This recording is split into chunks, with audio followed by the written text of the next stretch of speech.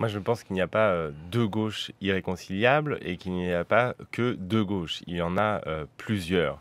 Pour, me faire comprendre, j'ai, un attachement extrêmement, fort, à la laïcité et dans le même temps, je conçois qu'il y a des discriminations, à l'égard, des musulmans, en France et donc où je me situe dans un affrontement qui serait, absolu et essentiel de 2 gauches irréconciliables. Non, je pense qu'il y en a plus que 2 et je pense que tout à l'heure vous avez mentionné, la construction européenne. Je pense que c'est un clivage aussi important que la laïcité, au sein des gauches et qu'il faut une discussion profonde là-dessus, sans anathème si possible, mais si on est dans un état de ruine, eh bien il faut savoir, reconstruire sur des fondements assez clairs. Or aujourd'hui, la pensée est complètement éclatée sur ce sujet comme sur la laïcité et donc ce qu'il faut faire, c'est essayer justement de repartir des idées et quand on dit, qu'il n'y a plus de clivage droite-gauche, par exemple, le danger, ce serait de dire: «Eh bien, il y a un gouvernement qui est pro-européen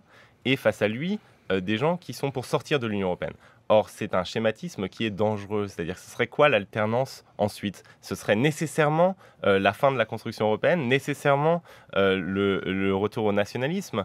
Non, je pense qu'il y a plusieurs visions à exprimer, de l'Union européenne et que là-dessus, il peut y avoir une vision de gauche, d'une Europe plus politique, plus sociale, qui assume une forme de démocratie, européenne qui n'est pas aujourd'hui assumée par l'Union européenne.